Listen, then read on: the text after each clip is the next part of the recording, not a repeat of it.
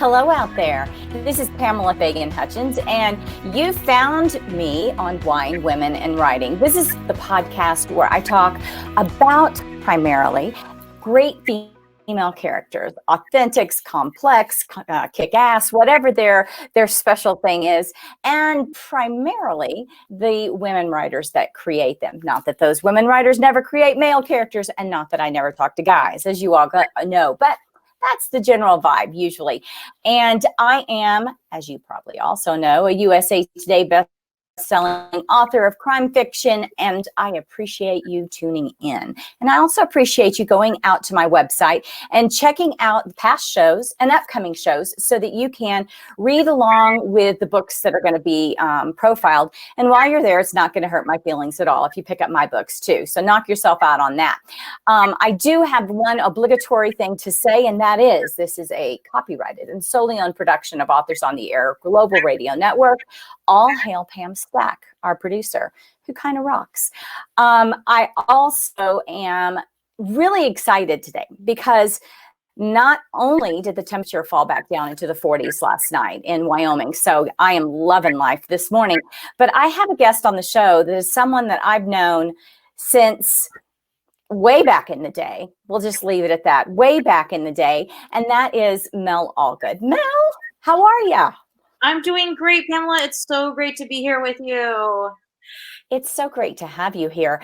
I was trying to remember when we would have originally met each other back in Houston, and I'm old and I'm counting back, but 2010 maybe? I mean, it's got to be I would around then.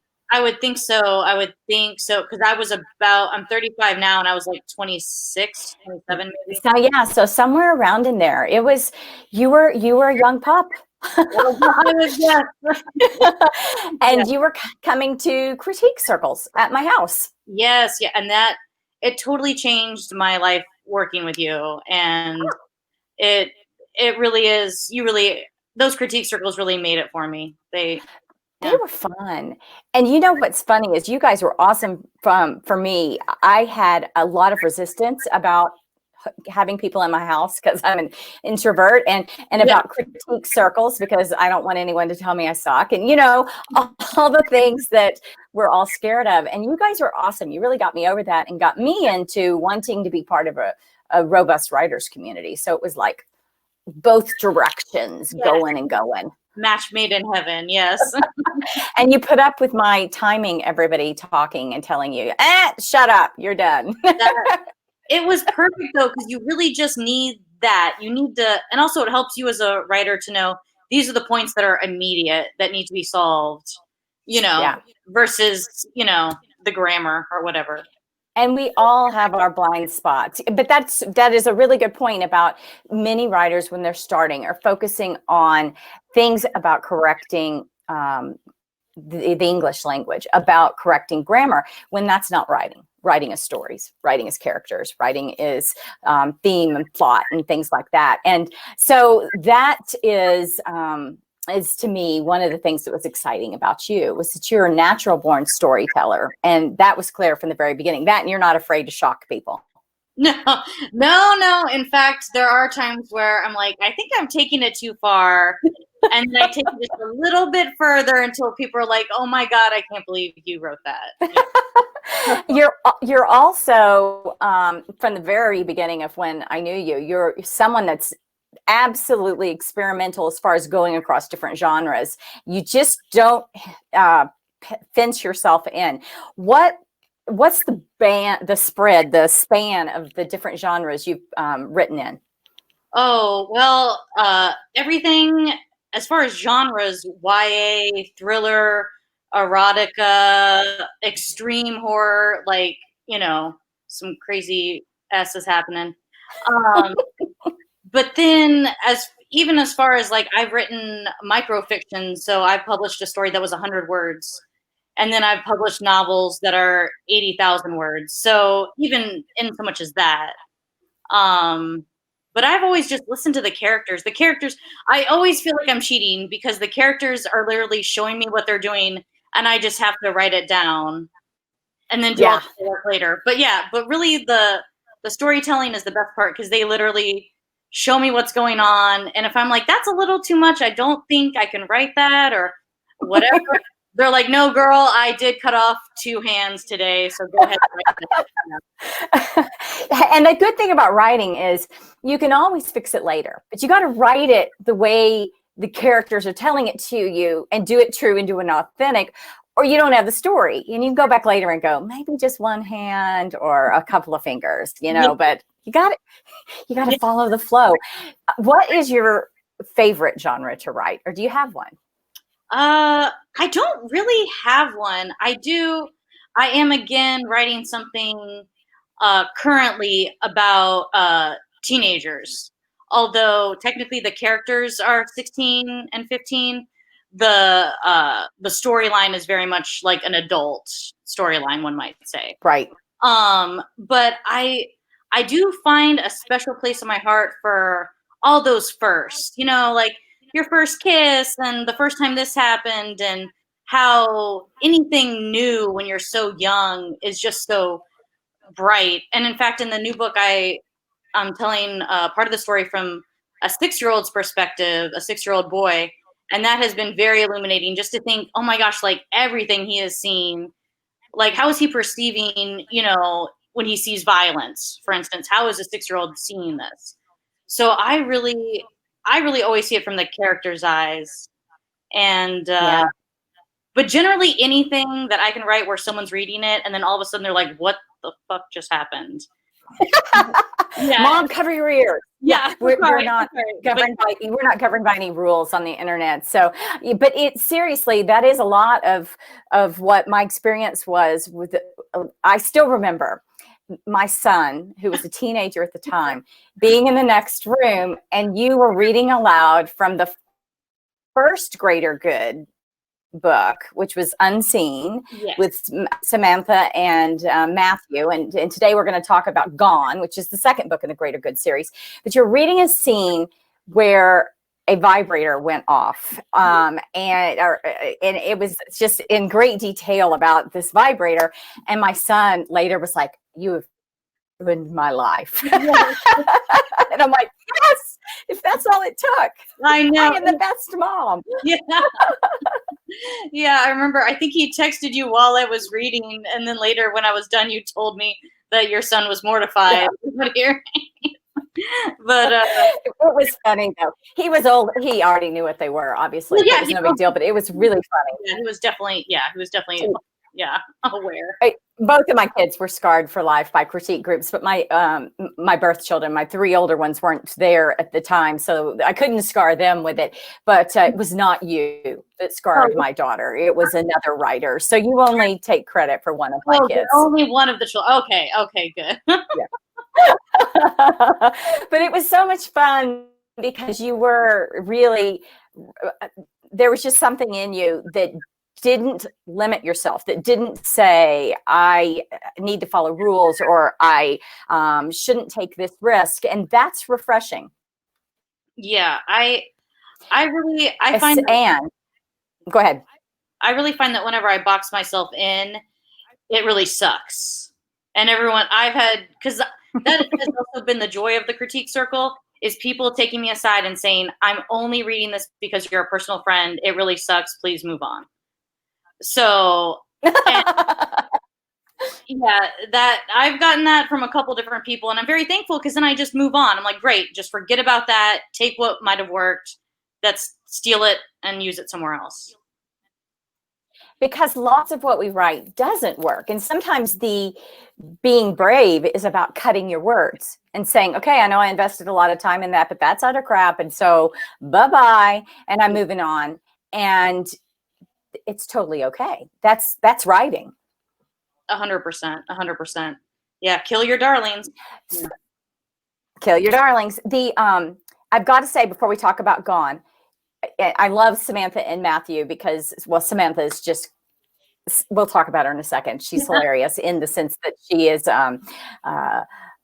is also without filters and will do anything. But I have a soft spot for everything that counts. I really, really, really, from the minute you started reading that book aloud, and you guys, this is a young adult book. This one truly is written for teenagers with teenager voices, although adults love it too. It was just so spot on and so special. So before we talk about a violent, gory, almost amoral character, Matthew, the lovable geek and everything that counts, is just awesome.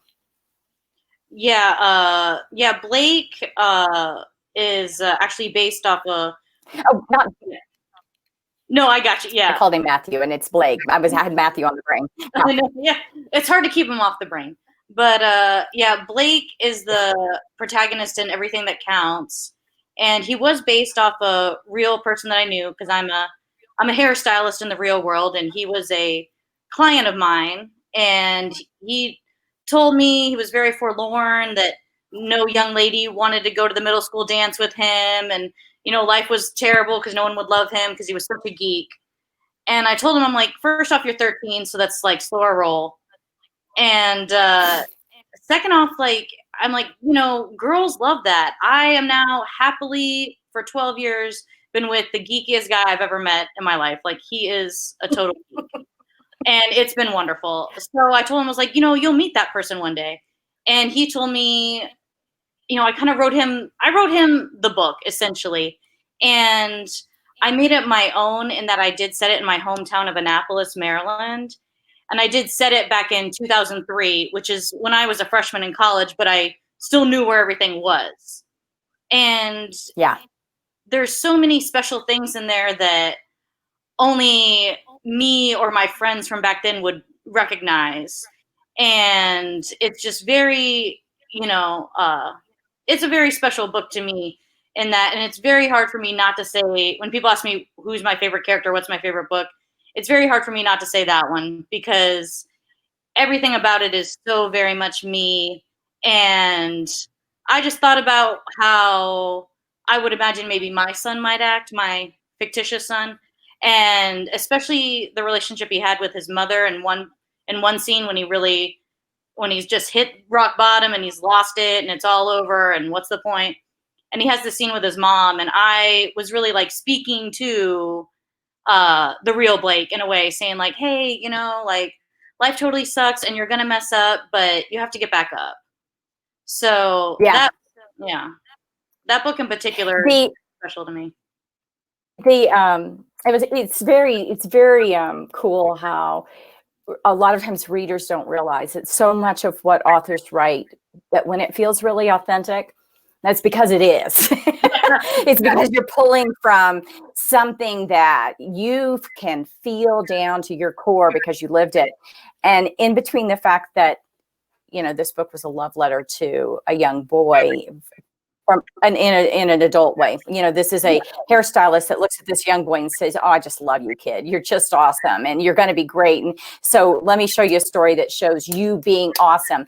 And also to your hometown and to, all that comes out. And yet we're here to talk about a thriller that does not have sweet teenagers in it. Gone. And it's the second book in your series. So tell us about Gone and the characters in Gone. So, like you said earlier, Unseen is the first book in the Greater Good series, where we do meet Samantha Locke, she's a assassin, just completely fueled by revenge to find out who murdered her father. And then she joins this team, and Matthew Burke ends up being her handler. And of course, they're both very hot. So of course, it's easy to fall in love. But also Matthew's trying to figure out who murdered his best friend. So they're both fueled by the same thing. And that gets them, that connects them in a way that nothing else could. And also they're professional liars. So, who else can you trust? So they do survive. They both survive the first book, and then we get to Gone. And that's when we really see more about where Samantha's from. How did she become this bloodthirsty assassin? She was raised by this motorcycle gang out in San Diego. And my good Lord, do we really get into that? And that's cool. I loved that. Mm-hmm. Yeah, I mean, if anything, I really wanted to see where she came from. And I know some people think that maybe writers, we plan all this out, but Samantha told me exactly what she was wearing and what she was doing. And when I said, "Oh my God, please don't say that," she'd say, "Well, F you, I'm going to say it." So, yeah, so it was really cool to see that. And also where Matthew's from, because he's very, he is essentially where the greater good comes from. He's in general always thinking about the bigger picture, whereas Samantha's very much more immediate and visceral. So we also see where Matthew comes from and where, how did he get made into the person he is? And also, he's not perfect and he has demons. So what are those? But in Gone, right when they're about to finally get something maybe good, Matthew goes missing and Samantha has to go find him. So that makes for quite a thriller. And what I think is cool about them as characters is that in some ways they're so the same. In other ways, they're so different. And yet they manage to respect the differences each other and come together a little bit, change each other a little bit without completely giving up who they are. But it's a fast-paced book with a lot of action, a lot of blood. Yes, very much a lot of blood. I would agree. And yet it doesn't even come close. Like you're saying, you write extreme horror. I'm fascinated by, and I admit that I haven't read it, but I'm fascinated by the one about the hair-raising tales of, from a hairdresser's point of view, basically the horror stories. Oh, yeah. Yes. And just tell us just a little bit about that, because you have so many different directions people can go to that are so cool. And I want them to know little bitty pieces of each. Yeah, well, thank you. Well, I do have a short story. It's in, I have it in several collections. One of them is Hair Raising Tales of Horror that I did publish in conjunction with Chantel Renee. And then also, awesome. She's so awesome. And also my collected works in Everyone Dies, Morbid Tales from a Morbid Author. But the one that gets the most traction, because I do, I'm a hairdresser and I do have clients that want to read my stuff. And usually they read the spy stuff and they read Everything That Counts. And they're like, yeah, we love the Greater Good series, love Everything That Counts. But when they do read a particular short story, they always come and tell me. And the short story is called Hair Dying. And it is a group of, one hairdresser in particular that gets kind of mad at her client and kills them. So then all the hairdressers kill all of their clients just because, it came after a stressful day where I just felt I was like, they don't appreciate all the hard work I do. And so that, in fact, it was pretty good. But there's another story. That one is called The Orchard. Moral of the story here is be nice to your hairdresser, people. Be nice to your hairdresser. They have knives around your neck. Exactly. I always think I'm like, we have caustic chemicals on your scalp. I don't know why you're messing with me right now. So go ahead. You were going to tell me about the other one. But I think my new scariest one, or when I tell people about it, they're like, what the H? But it's called The Orchard. And it's actually based off of a very true story. There was this podcast called Up and Vanished that I listened to, and I highly recommend it. And I essentially wrote, it's about this beautiful young woman that goes missing in Georgia. And for decades, they can't find out what happened to her. And actually, the people on the podcast solve it. So definitely listen to that. But I wrote a short story called The Orchard, and it is told from the perspective of the killer. And I knew that they had kept the body of this young woman for a while. And I was thinking, I was like, well, what would, if I was the serial killer, creepy dude, and I was keeping the body of my victim for many days after she's already dead, what might happen? And a lot of people that read that story are a little creeped out, and I'll leave it at that. But experimental. It's good for you to write in different voices and listen to them and try different things, as long as you don't try it in real life, so that's good. Exactly. It really gets out your aggression. When you've had a bad day, I thoroughly recommend going home and writing some flash fiction where you kill somebody. It's very. I always found that when I was frustrated with my kids, if I went and wrote a story that was about them, that was therapeutic, and that you got it all out, how you really felt. And I guess it's the same way with clients that make you want to, Yes, very much do violent things. And so, with respect to Gone and the Greater Good series, is this going to be a continuing saga? Will we get more Crazy Samantha and Hot Matthew in book 3? Yes. In fact, one of the best things about being on furlough for 2 months was that I wrote the entire 3rd novel. So, oh, good. Yeah, I wrote, and honestly, I've been writing like a crazy person. I wrote all like 80,000 words in 2 months, and even started another novel. But yeah, the final book in the Greater Good series, which is called Home, it is in the hands of beta readers now, and they're enjoying it. They're not simply disgusted and telling me to throw it out the window. So good. Yeah. So that should be out next year. So that's fantastic. I can't believe you were so productive. It was crazy. Some people were super productive and others were paralyzed by anxiety. And it's a really wonderful use of your time that you were able to be distracted and do the books. Yes. Yeah. I also did watch all of Gossip Girl, so I wasn't completely, doing something. But yeah. Gossip Girl. So some really high-minded. Oh yes, really taking it to the upper echelon of intelligent thinking. Yes.